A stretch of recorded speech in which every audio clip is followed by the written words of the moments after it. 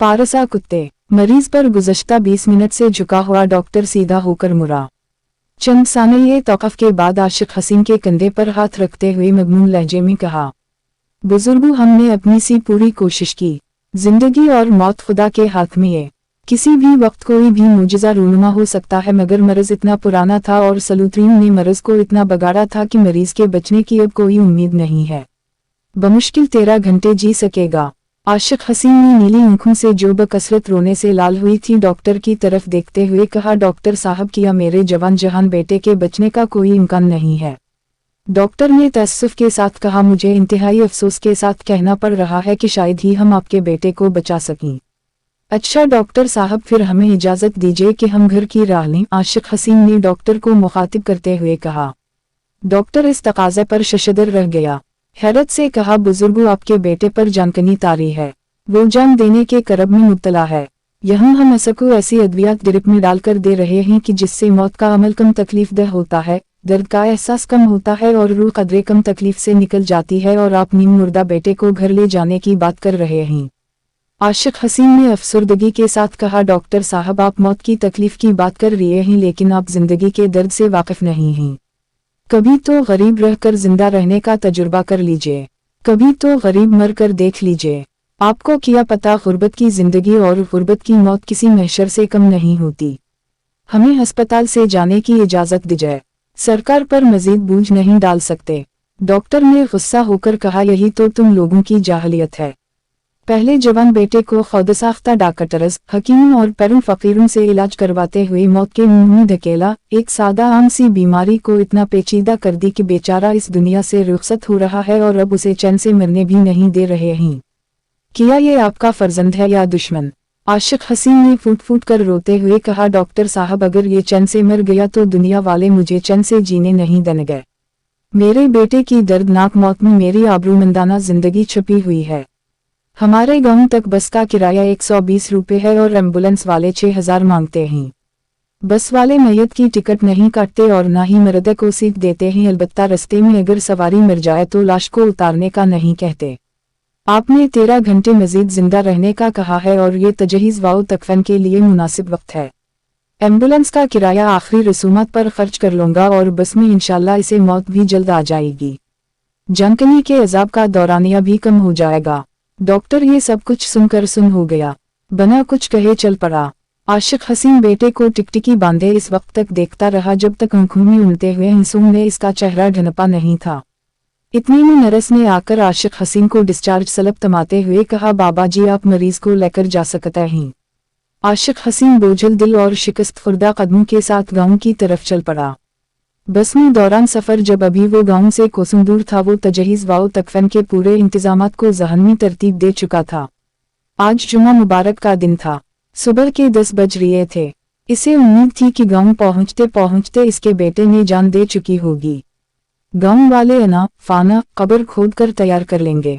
कफन, अर्क, गुलाब, सखात का साबुन, मौलवी साहब की जाए नमाज और दीगर तमाम लवाजमात गांव के बाजार में सलाम दुकानदार के पास दस्तयाब होते हैं। इसने उंगलियों पर मोटा मोटा हिसाब लगाते हुए तखमीना 4500 का निकाला। इसके अलावा कुल तक और बाद में भी फातिहा पढ़ने के लिए आने वाले मेहमानों और दूर पास के रिश्तेदारों के लिए आटे, दूध, पत्ती, चाय और घी शक्कर का खर्चा इसके हिसाब से कोई 2500 बिन रहा था और तकरीबा इतनी ही रकम इसके पास बची हुई थी जो उसने बेटे के इलाज मुआलजे के लिए घर का आखिरी असासा बेल बेचते हुए खरी की थी। इंसानों से जानवर भी अच्छे होते हैं, जरूरत के वक्त तो काम आ जाता है। उसने लंबी सांस लेते हुए सोचा, वरना इंसान तो मुश्किल में मुंह मोड़ लेते हैं और खुमखों के लिए अशरफ अलमखलूकात बने फिरते हैं, वरना कहाँ जानवर और कहाँ इंसान। जूं गांव करीब आता जा रहा था तो इसकी परेशानी बढ़ रही थी। इसने जनाजे का वक्त जहर की नमाज अदा होते ही तय किया था और मफरब तक सारी रसूमात अदा हो चुकी होनेगी। मगरिब पढ़ने के बाद मस्जिद में गांव वालों और मेहमानों को जो खाना उसने देना था इसका इंतजाम इससे नहीं हो पा रहा था। किसी से उधार लेना तो नाक कटने वाली बात थी। चलो भर पानी में डूब मरने का मकाम था। शर्म की बात थी। जिंदगी भर गांव वाले तना देते कि बेटे को उधारे का कफन पहनाया था, मसकीनों की तरह जमीन में गाड़ा था। बगैर रसूमात अदा किए जाने के दफनाना थोड़ा होता है, गारना ही तो होता है। इसने शक्र अदा किया कि इसने मुर्दा बेटे को गांव लाने की बजाय जंबल बेटे को लाने का फैसला किया, वरना गांव में शलवार भी उतरती और बेटे की बख्शिश भी न होती। गुलाबू कुम्हार के साथ यही तो हुआ था। बीवी की मौत पर जनाजे के बाद ना मौलवियों ने सखात बांट सका, ना ही इमाम मस्जिद को जाए नमाज खरीद कर दे सका और ना ही तदफीन के बाद लोगों को खाना खिला सका। मौलवी साहब तो साफ बात करने के आदी थे। इन्होंने तो बरमला कहा था कि गुलाबू कुम्हार की बीवी की बख्शिश नहीं होगी, और अगर फिर भी कोई नेकी काम आ गई और बख्शिश हो भी गई तो अज़ाब कब्र तो ता क़यामत पका है। बेचारा गुलाबू कुम्हार, बीवी भी जहन्नमी और वो भी आज तक किसी से इंक मिलाने का काबिल नहीं है। आशिक हसन को झुरझुरी सी आ गई और एक मर्तबा फिर अपने आप को दाद दी कि बेटे को जानकनी की हालत में अस्पताल से निकाला, वरना अगर यही पैसे एम्बुलेंस पर खर्च होते तो इसका अंजाम भी गुलाबू कुम्हार जैसा होता और बेटा भी अज़ाब कब्र सहता। अचानक आशिक हसीन को जबरदस्त झटका लगा। ड्राइवर ने इतने जोर से ब्रेक दबाई थी कि सड़क पर टायरों के निशानात पड़ गए थे और पहियों के घुसने की करीहा आवाज भी दूर तक सुनाई दी गई थी, मगर ड्राइवर फिर भी उन 3 कुत्तों को नहीं बचा सका था जो जफ्तनी कती का ताक़ब करते हुए कती समेत चलती बस की जद में आ गए थे। जिन्स की शिद्दत हमेशा हवास छीनती है।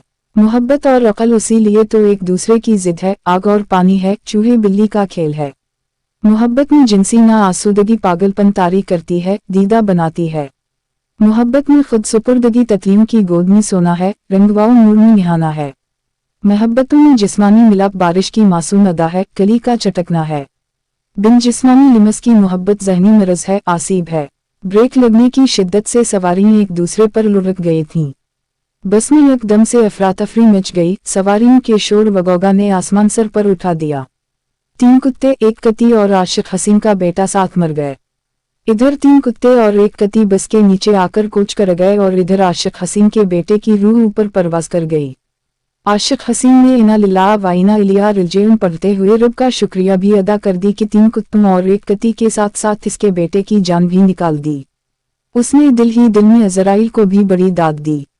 किस चाबकदस्ती से लोगों की मुश्किलात आसान कर देता है। अगर अज़राइल ना होता तो खुदा जाने लोग कैसे जीतते। बेटे और कुत्तों के मरने का वक्त और मकाम जैसे इसके ज़हन में नक्श होकर रह गया। कंडक्टर ने जल्दी जल्दी मरे हुए कुत्तों को टांगों से पकड़कर खींचते हुए सड़क के किनारे डाल दिया और बस रवाना हुई।